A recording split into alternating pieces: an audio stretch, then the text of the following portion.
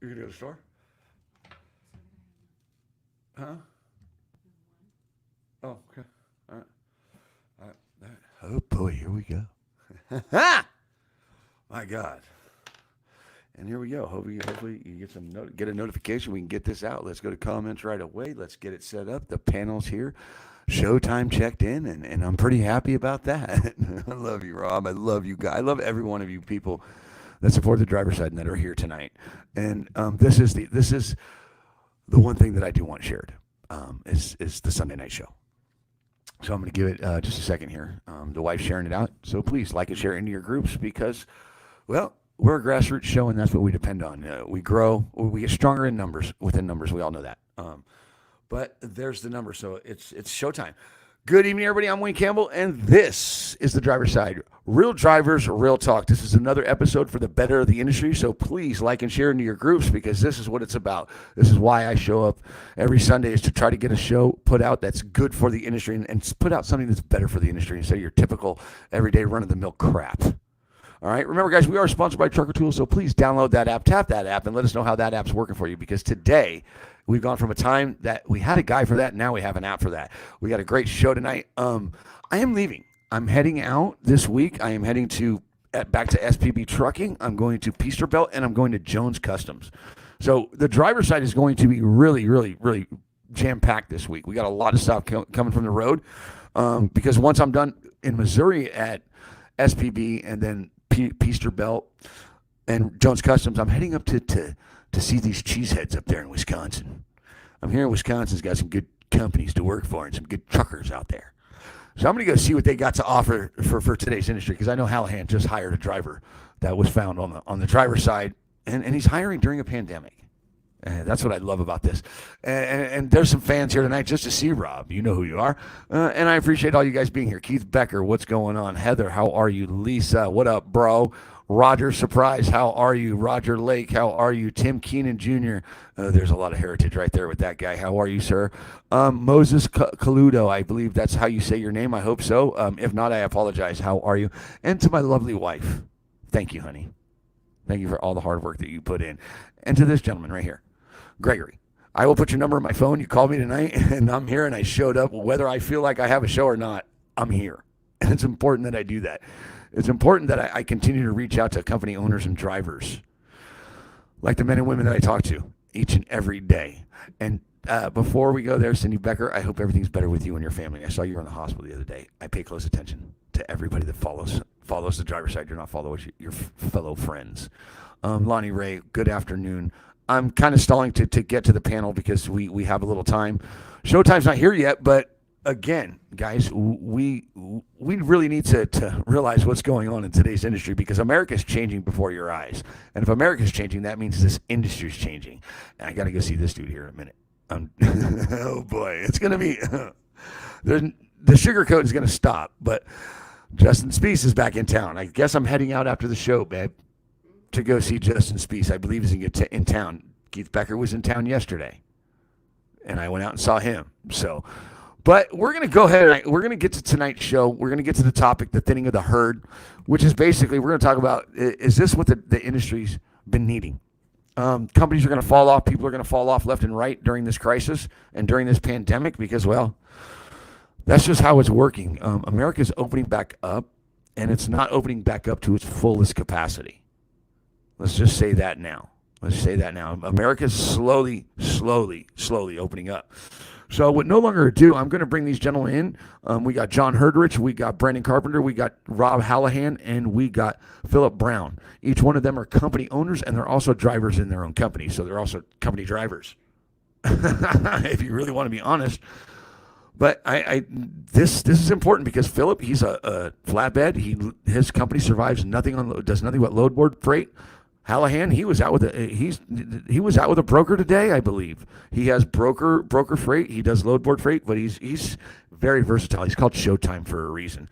Then we got the young kid, 32, Brandon Carpenter, coming out of Ohio. The dude's running a historical fleet. The dude's got A models, freaking oops. Oh man, dang it. Cab overs. My wife's like, dang you. It didn't come completely out. Typical man, right? Sorry about that, Dave. But he's working with a historical fleet. He took the PPP. He's being successful in today's industry as a young man. He's got local drivers, and then he got Mr. Grumpy himself, Mr. Herdrich. I can't call him old man anymore because, well, I'm older than him. Come to find out. Really? Oh boy. And here they all come in slowly but surely, one at a time. Hello, everybody. How are you? Good evening, trucking bunch. Evening. Hey. Nothing. I mean, what's going on in your neck of the woods? You got, oh God, he's driving. Let's get to him first. Hey, I want to ask have any of you guys taken a broker out to lunch? I have. Actually, they've taken me out to lunch. How about you, Brandon? Actually not. So normally I work with companies direct, so I normally take either the company owner out or the people in the shipping office. What about our economist up there? I rented a beach house, and a broker was by there, and I had him come over, and we ate dinner and stuff. I mean, we sat on the beach for about 3 days, and Stop it! Yeah, it's true. I got pictures. How about look at Showtime over there? Showtime, are you frozen? Looks like he's frozen. He's frozen. Great. He's frozen. He was out with his broker all day today. He was out smoozing a broker. Is that important in today's industry? I'm just curious. Are brokers important in today's industry? Yes. Brandon? Yeah, I mean they're just as important as anybody else. They're a part of the whole deal. Got to have them. What about you, Rob? You like brokers? Oh boy. Oh, you got to remember the broker. Oh, great. Yeah. Can you hear me or no? Wait, hold on. Let's see now. Let's see if we can get it back. How about now, Rob? There you go. I can hear you guys. Okay, now we can hear you. Now you got a signal. Okay, are brokers important, Rob? Yeah, the broker's your customer. Where were you doing today? I was out side by side, out on the trails I got a broker friend that I took him out on the side by side trails all day. I just spent 10 hours with him this afternoon. Right on. Right. As you're building you keep your relationships good, and you keep your freight going, don't you? One way or another. Right, we're having trouble. I don't know. This guy's cool. We've been friends. We've been friends for a couple of years. So. Right. How far away are you from the house, bro? Hour and a half. All right. You're cutting in and out bad. So I'll bring you back here. I'll bring you back in a minute. All right, because we got to get to tonight's show, and we got to make sure it's a quality show. Hallahan Showtime. He's out there partying, having a good time with brokers. Damn it, America's hemorrhaging right now, and he's out there on a side by side. Now he's keeping that relationship well and conditioned, and to where he knows that if he has something, he's going to call on him. So tonight, guys, I want to talk about thinning the herd. Do you guys think that this industry needs some? Do we need to drain the swamp in the trucking industry? How about that? Yeah. Somebody take it. Come on, somebody talk here. Go Please. Go with it, Brandon. Come on, Phillip or Brandon, either one. Come on. Go with it, Brandon. Come on. I hear you take. I truly believe, yes, we need to drain the swamp. I mean, let's face it, there's a lot of people that are in this business that have no business being here. I mean, I always say that trucking is truly a lifestyle. It's not a job. It's a lifestyle. I know I tell you all the time, Wayne, I live this. This is my life. And there's a lot of people who are here that their only goal is to take our money and take advantage of us. And, they don't belong in this business. We don't need them, honestly. So we can do a lot better. Well, you know what? You bring up a good point, Brandon, and you make me come to this right now. Anyone can be a truck driver, but not everyone can be a business person, right? That's correct. So if you're coming into this industry to own a trucking company, you have to be well-rounded and versed within business, don't you? How about you, Phillip? What do you think, Phillip? Absolutely.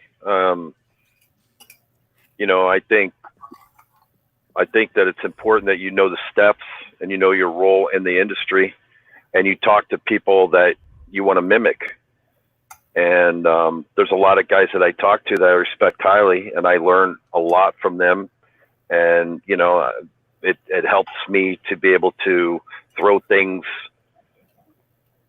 at them and see what they think. And if you got someone that'll give you an honest opinion, and you respect them, they're worth millions of dollars to you because you're making right moves, because you really don't have a lot of opportunity to make mistakes out here. A couple bad moves, and I mean, you're out of business out here. The way insurance is, your truck costs, and everything. So I mean, you really have to do it right more than you do it wrong.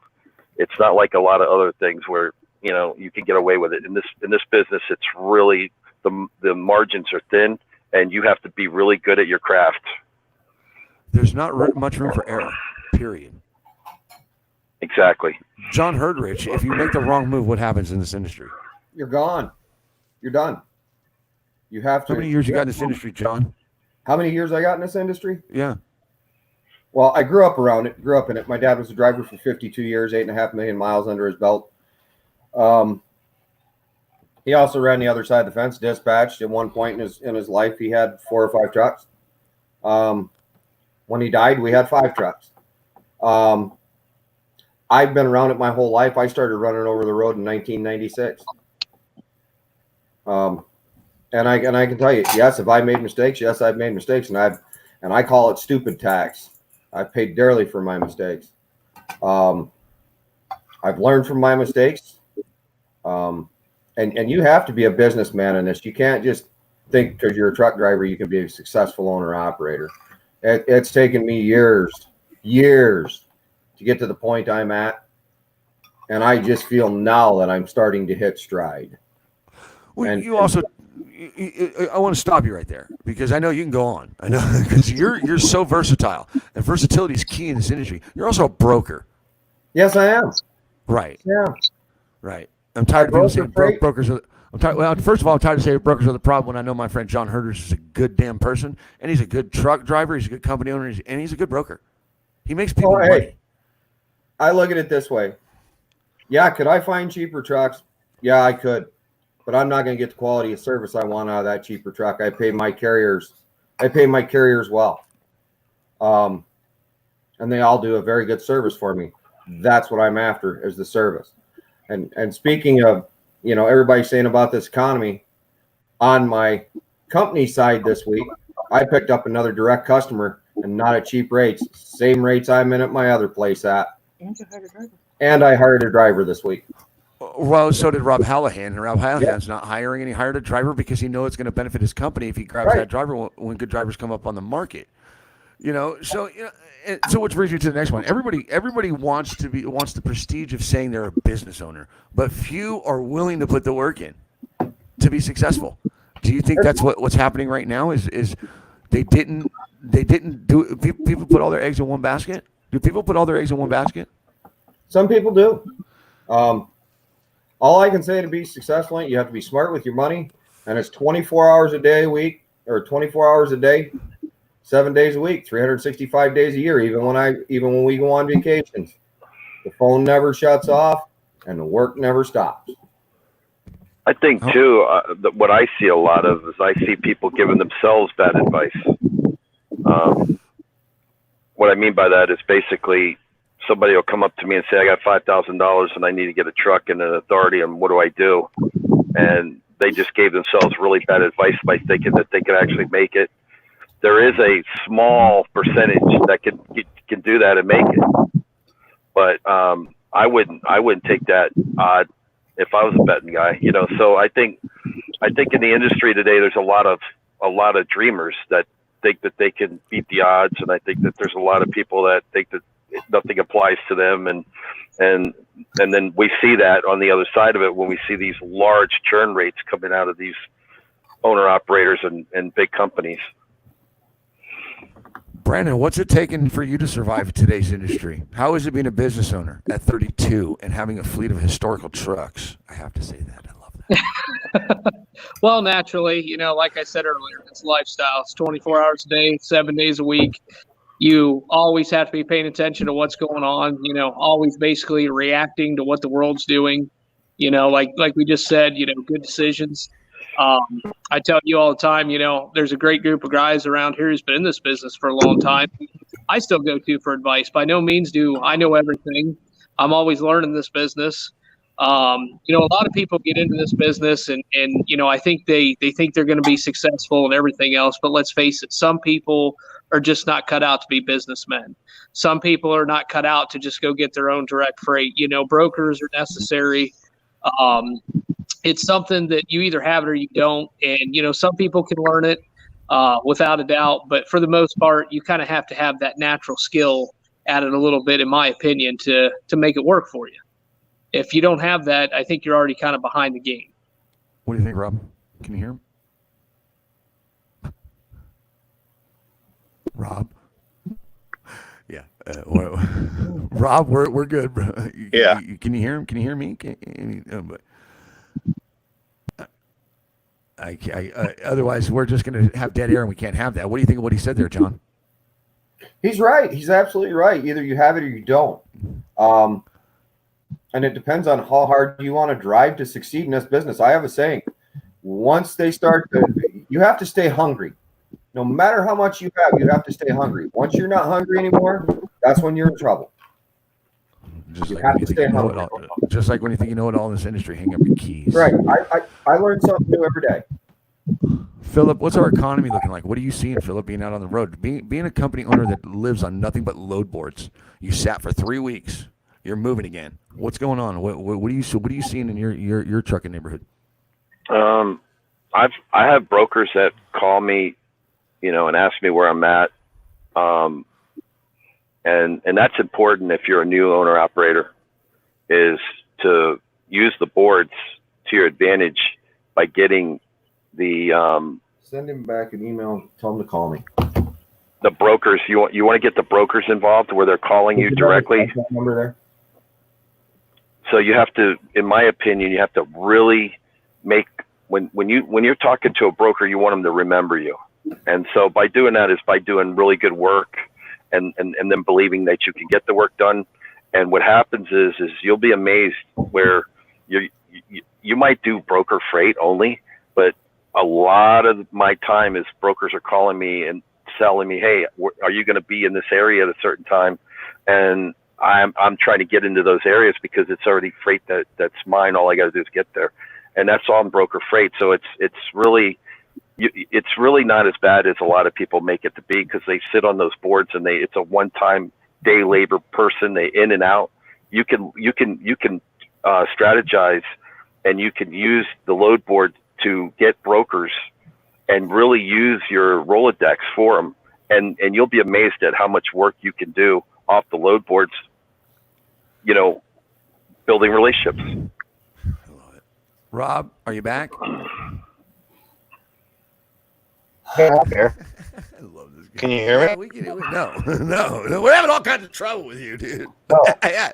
You're killing us. I've heard everything. Go ahead, Rob. Talk to us. I can hear everything. Yeah, he's bad. It's bad. Can I say something else? I Yeah, just go came ahead. to my mind. Rock it. Give it to us. I'll give you guys a good example of why it's good to have owner operators that on a daily basis. Like I talked to John, I talked to Rob and other people. This week, Tuesday or Wednesday, I got a phone call from a broker that I do work with a lot. And they asked me if I have drop trailers to come out of Florida, and they do region. There's going to be 1,000 loads that they need to cover. And they asked if I could get drop trailers. And I know an owner operator that works out of Florida. He's a good friend of mine. He has 10 trucks and trailers. And I said, well, I give you his number. You give him a call. And that's what they did. They called him, and then he called me and said, hey, thanks. Now he's got, he's running trailers over there, and he's already getting the account. And I got him the account by a phone call that was to me. So you would be amazed at the networking you could do with owner operators if you have a network of owner operators that and you share information. There's so much that you could do that is outside of the box of I'll just open up the computer 8 o'clock, get on the load board, find a load, ho hum. There's more to this business than that. Phillip just said it best. It's all about who you know in this business also. It really is. Your networking is huge. And that's why I hold on to you guys. And that's why I'm doing what I do. And that's why you guys are here every Sunday. Brandon, I talked to you the other day. I said, will you be part of this every Sunday? You're Yeah. like, yeah, Yeah. right. And I can't stop looking at that Peterbilt behind you. I can't stop staring at your Peter. My God. My God. The thing is, look at the lines on that thing. Look Careful, at you the lines might on make that Tell you thing. something. You know You what? might His make the Peter, females in Ohio jealous, Wayne. So his Peter's as old as mine. Right? Look at this young guy. Look at this young guy's carrying some weight. He carries some weight. Yeah, it's fucking- This guy Yeah. pulling weight. All right, look, I'm going to go off topic for a minute. What do you think of this kid, John? He's not a young. What do you think of this young man? He's crushing it. Hey, I told you the first night I met him when you brought him on. I said the kid's got it, and I give him a lot of credit for building what he has by the time of the age of 32, and he's doing it right. Just when I have no hope for this industry, this kid comes along and Doing it right. There's another one. There's a few of them out there. Spies, Ethan. There's a few of them, and I know he's got a few drivers in his fleet that represent real well too. Let me put it to you this. Let me put it to you this way. There's not many people that I drive 500 miles to go see. Right, and we. I appreciate. I see. I'm Philip. I don't know where you're going to be, but I'm hoping to get with all of you, all the panelists, personally, and it's going to be a great week on the driver's side. It's going to be a great week. But let's get back to what we're talking about, because we got the industry's upside down, the country's upside down. But it's times like these that will determine who can and will survive during most crises. Do you think that this will bring out the quality of the industry? Will it rise the quality to the top and get rid of the lower standard within this industry? Absolutely. Talk about it, Philip. I've seen it.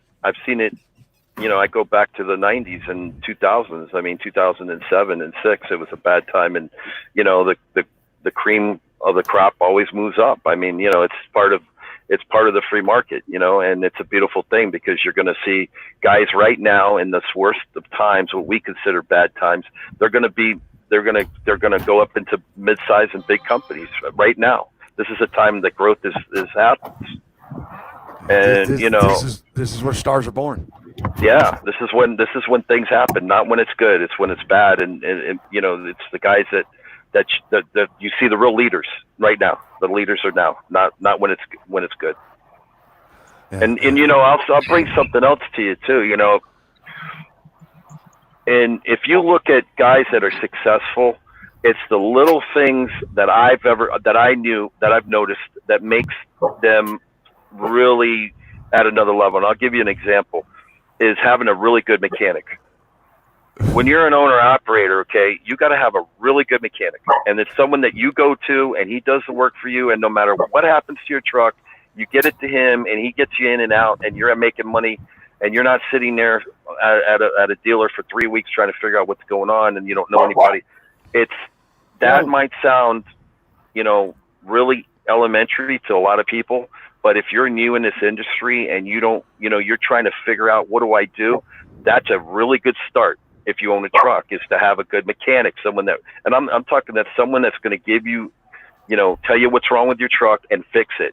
Good mechanic, and they're worth millions to you if you want to be a good at this craft out here. They're just little things like that. That's really sound advice that I was given, and I found out the hard way in life as well. I'm out there running the circuit, and I'm trying to find a good mechanic, and you go through that sometimes.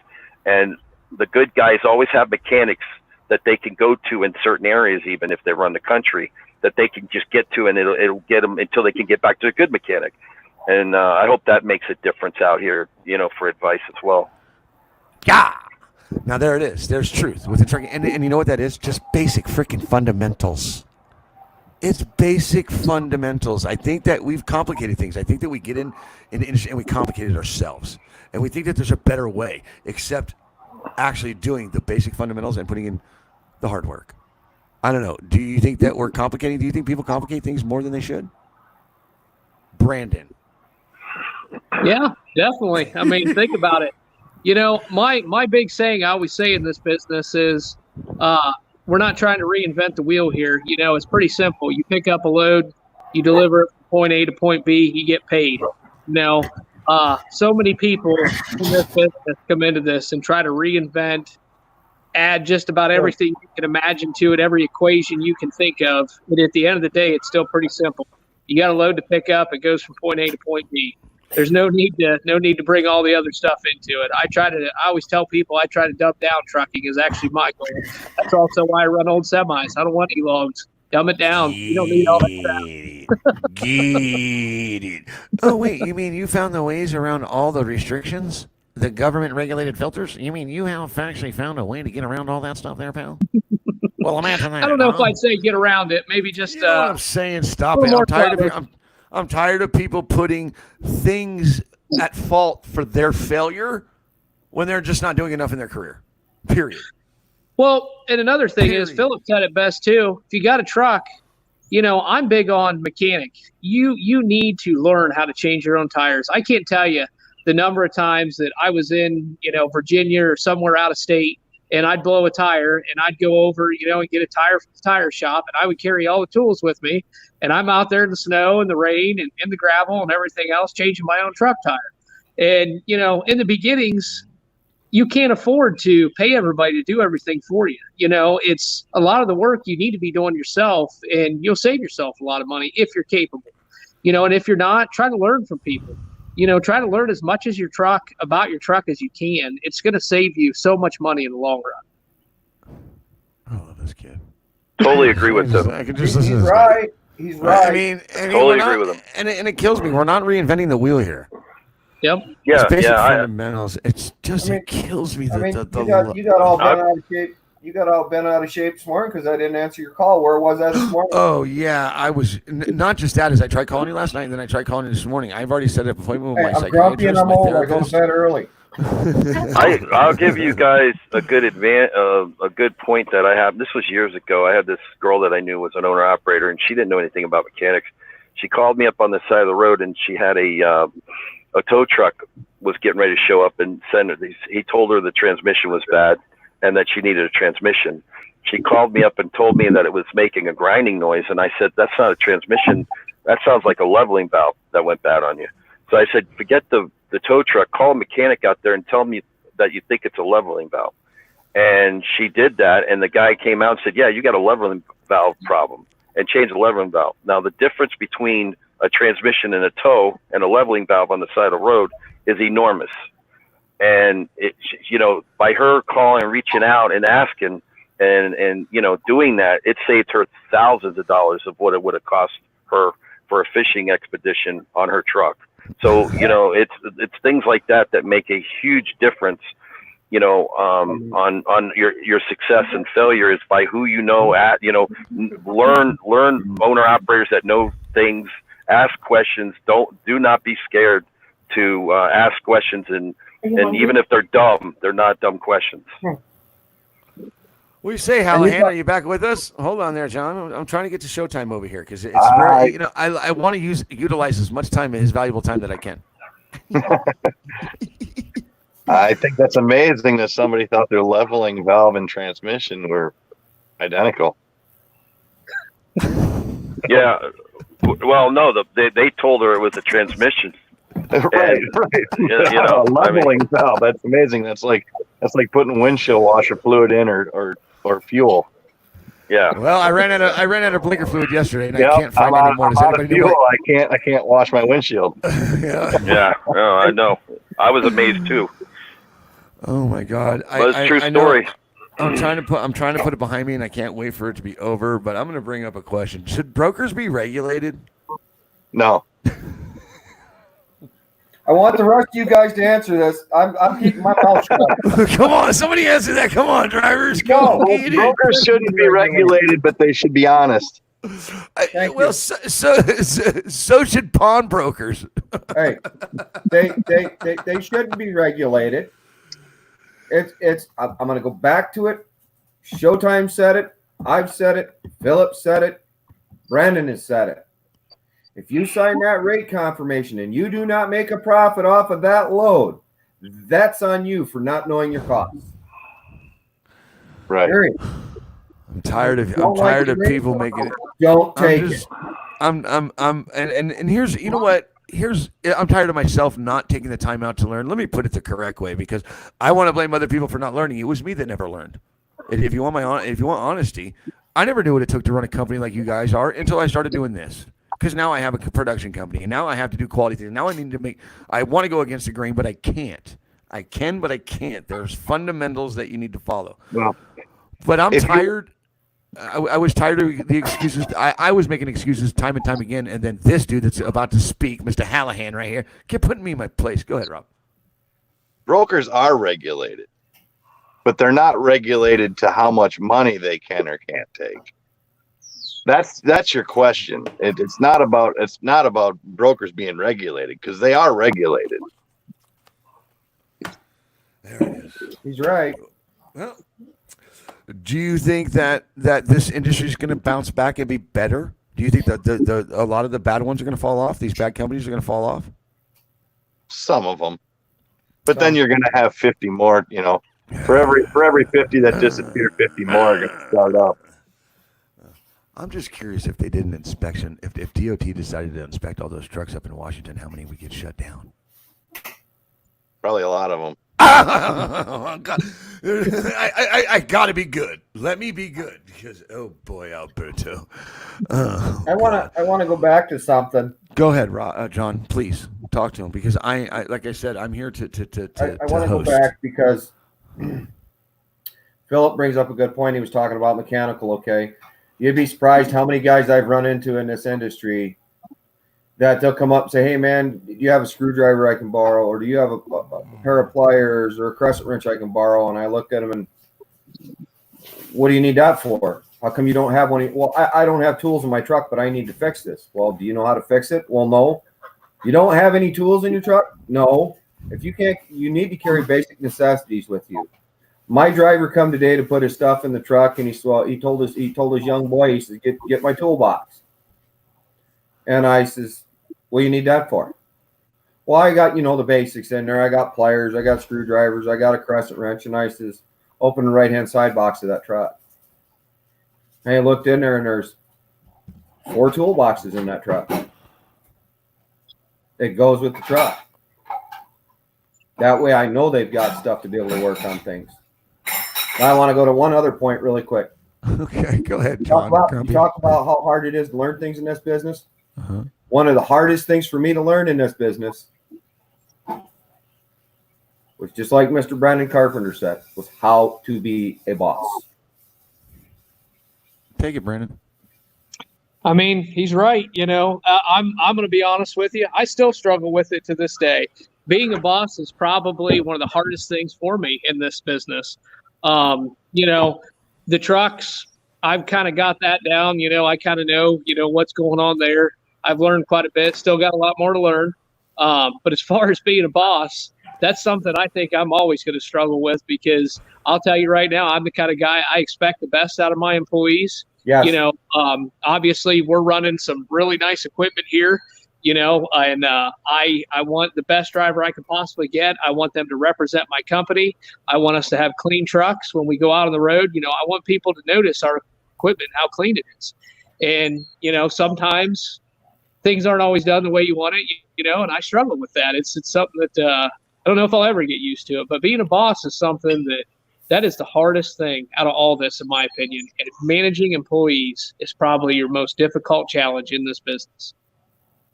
And finding quality drivers. Yeah. I've decided I'm going to hire my avatar on Facebook to go in my truck. There it is. There we go. That's the Are you guys seeing closest. this? All right, guys, look. Yeah, it's the closest to me I could find. So if you see an avatar driving in my truck, it's me. Just I love my Facebook people, but I'm not a fan of the avatar.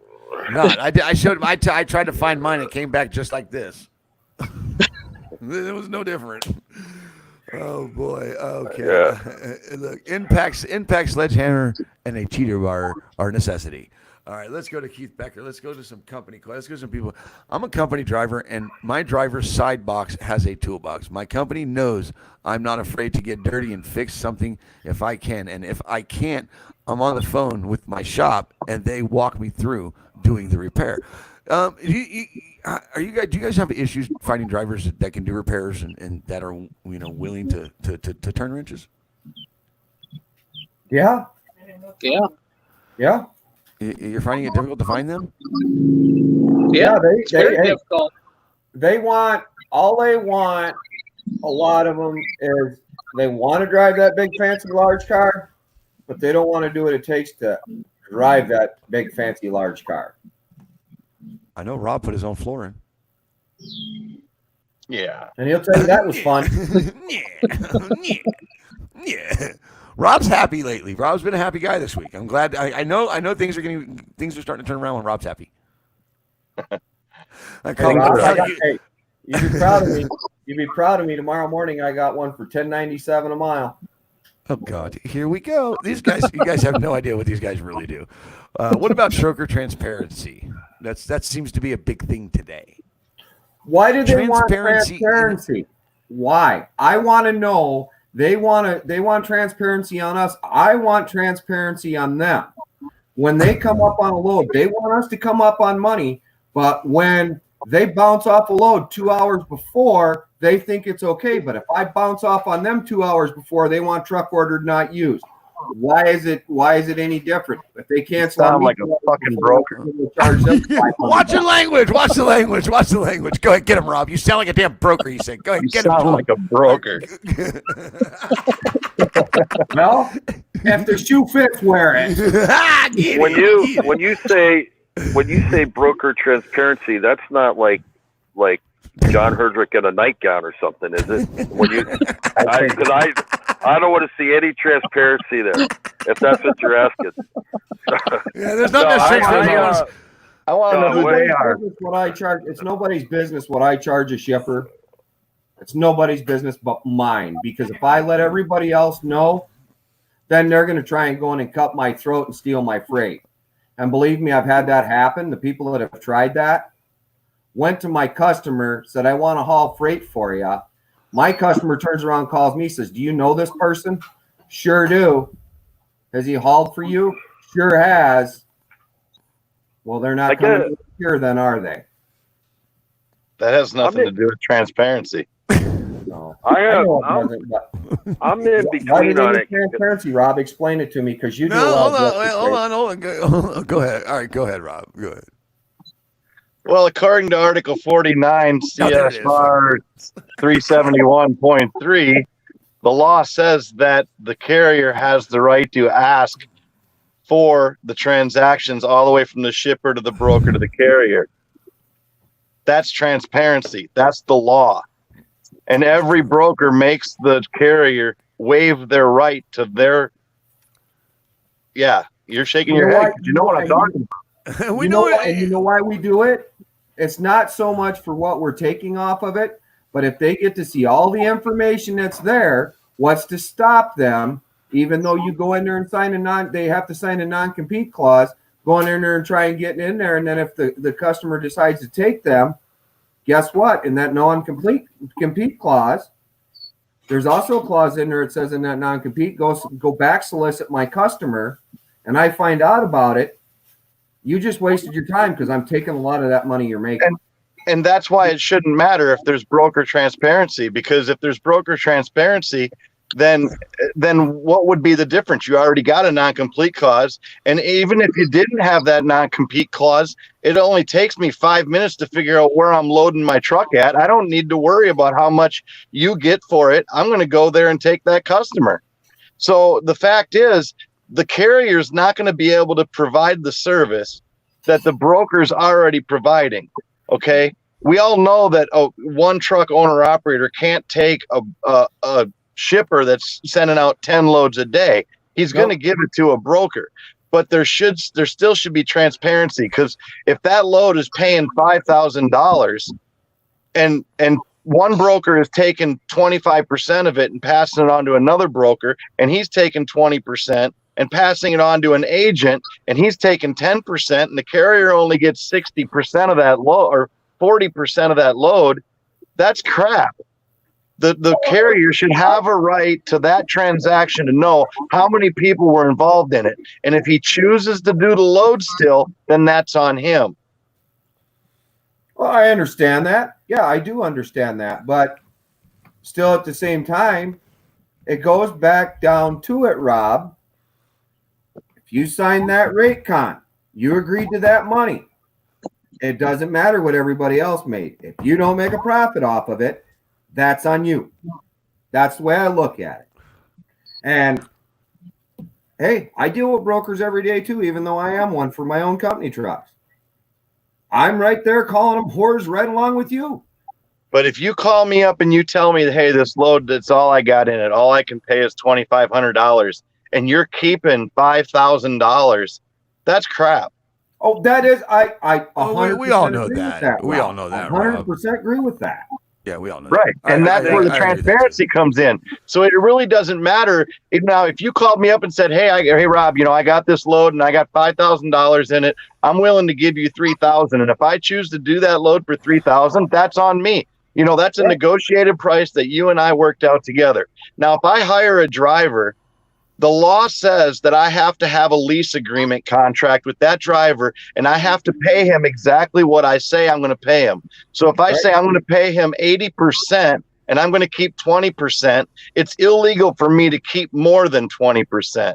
And I think brokers should have the same kind of transparency as a carrier does with his leased on drivers. They should have a contract that says we're going to keep 18% of the load. If you want to do the load at 82%, then you're going to get 82% on every load. Now, if you don't want to do it, then just tell us you don't want to do it. You can't make any money on it, then don't do it. That's your choice whether you do the load or not. But there should be transparency to where we know that we're going to get paid the correct amount. I understand that. And you know why a lot of them also will turn away from that? Because if they've got to turn around and show every carrier, They don't have to give every carrier the same percentage though. You can start out and say, hey, we've never done a load before, so we're only going to pay you 65%, or we're only going to pay you 70%. Once you've shown that you're a good carrier and you can get 50 loads and they're all on time, then we'll renegotiate your contract. Maybe we'll give you, another 5%. Now the carrier has a choice. Do I want to start out on the bottom and work my way up, or do I just want to go to a different broker altogether? Right. And I understand what you're getting at, but what I'm saying is why a lot of them don't want to do that, because if they say, okay, and even though it is in law that we, as carriers, we can ask the broker for that. Think about it. If all these carriers started doing that, they got to hire somebody in their office, because guys are just going to run rampant with that just to do it, to waste somebody's time. Now they got to hire more office help, which that's going to take more of their profit, right? I don't know. I don't see why they'd have to. Why would they have to hire more office help? Because it's going to take away from their time, Rob. The more they have it on a piece of paper right in front of them. It ain't going to take no time to send me an email. It ain't going to take no time to send an email, but now think if everybody in their office does that every day, and it takes that guy 3 minutes extra, and he has 40 carriers he's got to do that for, right? That's 2 hours of his day he's got wasted in doing that. They got to send you a rate confirmation anyway. They're already sending you an email. I get that. I get that. Maybe if they were just honest and didn't lie. Well, right. Front, okay. We're asking for honesty and no lies. Well, this ain't Burger King. Well, it's the same thing. No, but it's the law. It's the law. I know it's the law, I don't Rob. care if it's Burger King or not. It's the law. I know it's the law, but it's also the world too, that people take advantage of people, whether it's the law or not. It doesn't matter if it's a law, Rob. People yes, steal it does. Yes, it does. If one of my drivers called me up and said, "Hey, I want to see the rate confirmations on that load," the law says I have to show it to him. If I don't show it to him, he can take me to court. I'm not saying that they can't, Rob, but what I'm saying is other people don't care about the law. Not everybody cares about the law. We understand that it's a law, but does everybody follow the laws? Does everybody do the speed limit? Are you saying it's okay? I'm not saying it's okay. I'm saying there's crooked. This is not a perfect world. It's a crooked freaking world. It's like saying that we want unicorns to ride us to the freaking show every week. No, it's not. We've all been there. We've all heard the conversations in the background, Rob, when somebody's messed up. I say this. So here's where I'll shift it to. Does the quality of drivers out there today affect relationships with brokers? Sure, it does. There, yeah. Okay, so it's not just the brokers; it's also the crap drivers that are in this industry too. That's why a broker could give them less money and sign a better rate for the broker if the carrier's not already proven themselves. You know, the carrier needs to prove themselves that they're going to give good service. Once they give good service, then they should be able to renew that contract. I say this, if I go to an attorney right now and I say, hey, I want you to take a case on, does he know the percentage he's going to charge me? Yes. If I go to a real estate agent and I say, I want to buy that house there, does he know the percentage he's going to charge me? I say yes. Does a broker know what his percentage is? I say yes. If not the small guys, I'm talking big guys now. They have computer programs where people can see certain information other guys can't see on the computer. So that load could be 5,000 at the top, and by the time it gets down to the, to the Nike guy, it's half of that, and that's what when he says that's all I got in it. That's all he sees, but that's not the truth. And it's not really the protection of the small carrier like John. I mean, a small broker like John. This is more for the big guys that are double, triple, quadruple brokered within the house itself. Yep. And it's within the large trucking companies that have the loads coming out of a section, and then they're going 10% out of there to go to another office is 10%, and then by the time it gets to the carrier, it's 40% gone. That's what we're going after, really, honestly. The not the small guy that's honest. We're going after the big guys, and they know it. Right, the crooked jerks, the douchebags like me. Right. John, John Herdrich gives you a good rate. You know he's giving you a good rate, right? And he's not. But you go call a certain.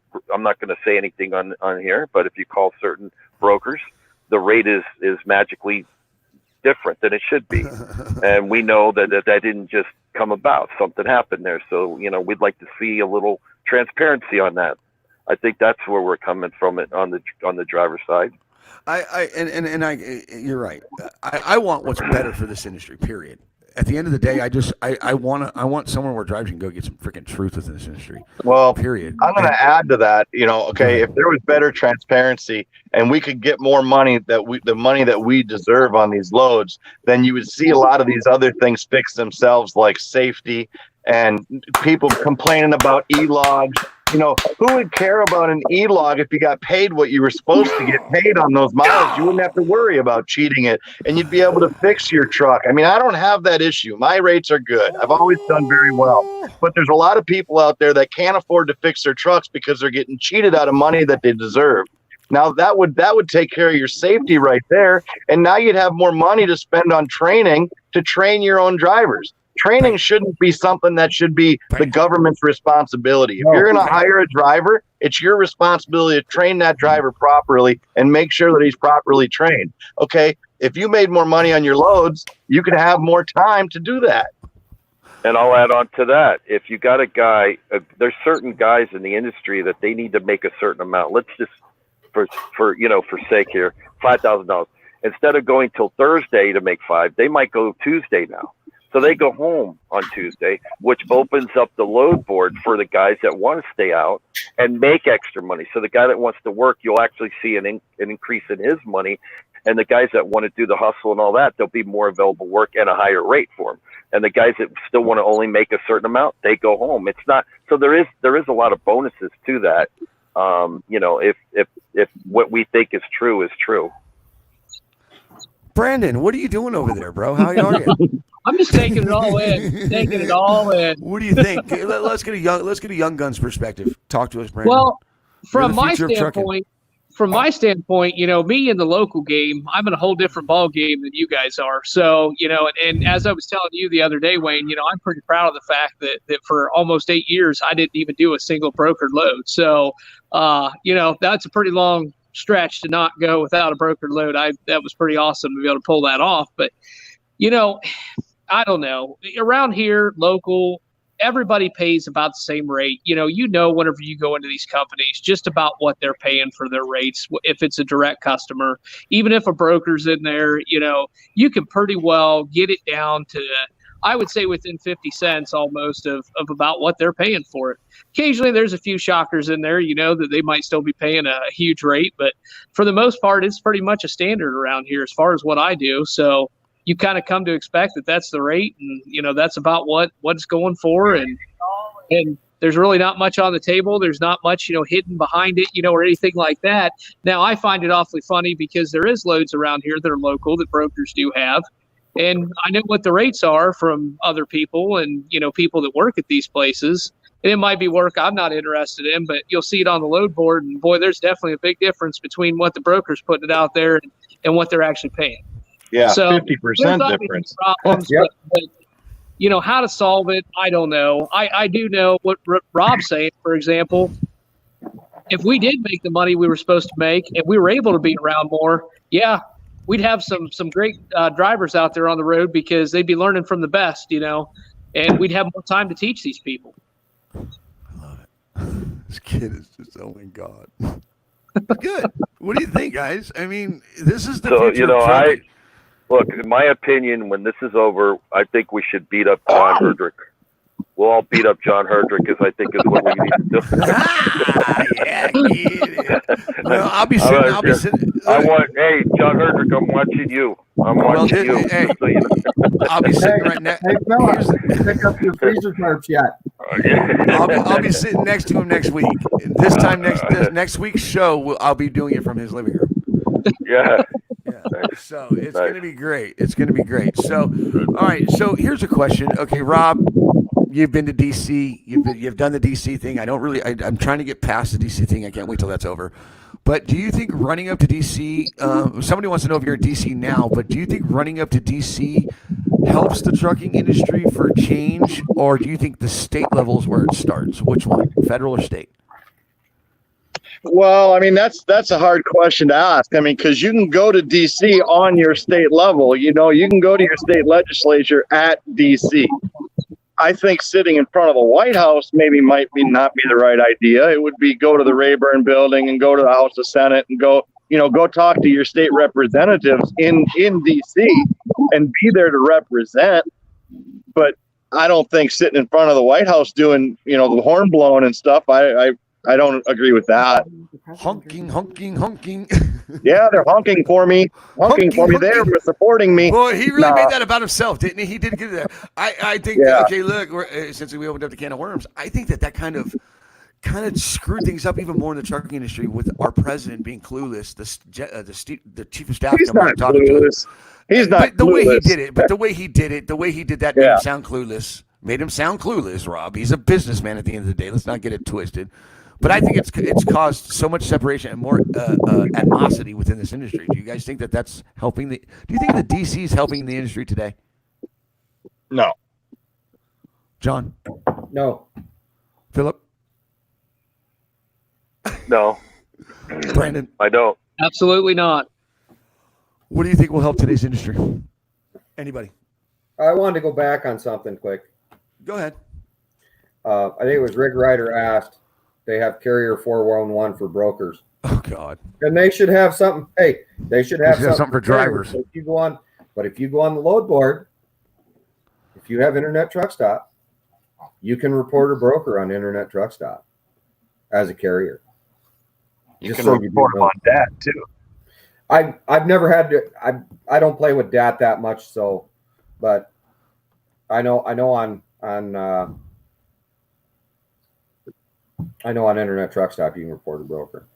Well, here's the funny thing: is what's wrong with that? Truck drivers are united up there. Rather is good or not, in your opinion. Well, the thing is the fact that I will state is Washington said themselves, the chief of staff said, you guys are more separated than Congress up there. I don't get how that's unity. Well, the reason why he said that, though, he said that because everybody started shouting out different reasons while they were there. I believe that they would have done a lot better there, and they'd be doing a lot better there right now if they would have went in there with one goal. Yep. And I think the whole broker transparency, if that would have been their one goal and that's all they would have all said, I think the other things would have followed. Like I said, if they were making more money, They could pay more money for training. And you know what? These guys are all worried about training and safety, and they don't even have drivers. Why are they so concerned about training when they only have one truck? They have no intentions of hiring anybody. So quit worrying so much about training. It's Rob. It's self-motivated, in my opinion. It's just it's a reason to get attention, and to get I don't know, because people, Well- to me, if you want better training, there needs to be better training, period, across the board. Well, here's the Before thing people even too. come into this That, neighborhood. Go ahead, John or Philip. here's the thing that kills me about this training. Okay, owner operator, you can't hire a new guy coming off the street. Your insurance company won't hire you, won't allow you to hire him. So they have to go through big company first for 2 years minimum before your insurance company would even touch them. So what do we care about training for? I'm trying to understand this. It's over my head on this. You know, that's a big company problem, not an owner operator problem. Brandon, anything? Perfect timing for the dogs to bark. Well, honestly, you know, I agree with Philip. I mean, definitely, you know, there's as far as that, you know, we all know there's a training problem. I mean, there's a lot of issues, but I don't know. I don't know what the right answer there is either. I mean, Well, I'm kind of lost. I think that people are caught up in what I call the super scam of trucking. There's a super scam of trucking that I call, you know, and it's the ones that it's where they don't make it. It's the 100% turnover rate. It's the toxicity. It's just constant drama. And then you got people like you guys that are making, you know, hiring drivers in a pandemic, picking up contracts during this time. That has really brought things to surface. But I just think that there's a super scam within trucking, and not everybody is made to be a business owner within trucking. Period. And I think that this is going to really weave out the week. Well, Yeah. you know, and I'd like to say something on that one that was earlier, that that contract with Donald that I you know, they called me on. I did tell the broker that Dad to take away 10% and give it to me and not tell him. So I made some extra money. So I tried to pull that off, but she's called that double brokering, so I couldn't do it. So you know, it's kind of funny because, you know, we all as owner operators go around, and we really are close net. There's a lot of people that know each other out here. It's pretty amazing when you think about it. It's crazy. And you know, it's you know, if everybody really truly got together and had one agenda, and we worked on one thing at a time, we would actually get a lot solved a lot quicker than what we have going on now, with everybody disbanding and everybody's doing different things. You know, I mean, that's my opinion to it, you know. I like your opinion of it, because I think if they went after one thing at a time, they would get things accomplished. Really, I do. Do you think this pandemic has caused this reaction in Washington? Yes, because now the people that are running cheap are hurt. See, when they're taking work away from a guy who makes more money, everything is great. But when the guy that can't afford to be on the road, that, you know, because he don't have any money, when he's hurting, then everything stops and we have to blow horns. You know, and I'm not a big fan of it. You know, I've been saying for a long time, you know, if the broker is not doing you justice, don't work with him. Leave his freight there. You know, they make quick decisions when the freight don't move, but everybody's got reasons why they need to pull that freight, and so the drivers are the issue out here. Okay, it's plain and simple. We keep saying yes to freight at all levels, and until that changes, stop blaming other people.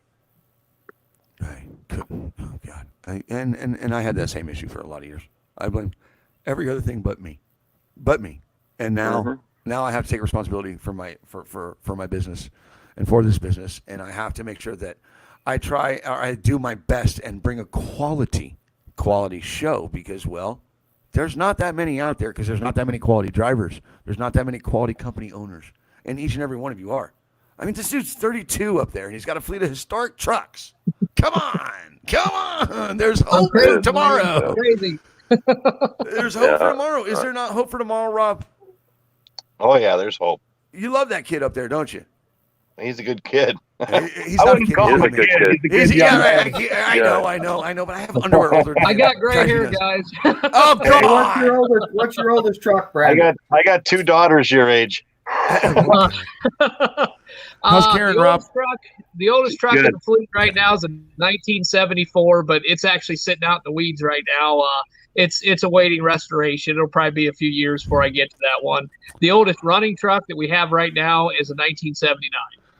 Yeah, get it. That's amazing. Get it. Yeah. Good on you. Everybody say Lot of hello to work. hold on real quick.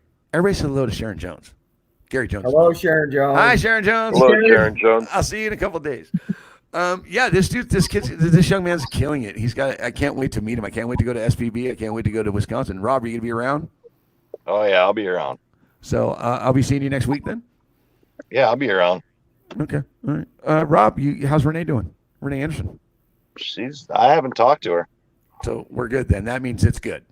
Yeah, she's out there pulling her Schneider trailer. Pulling a Schneider. Oh boy, pulling a Schneider in an all-nighter. We know what that is.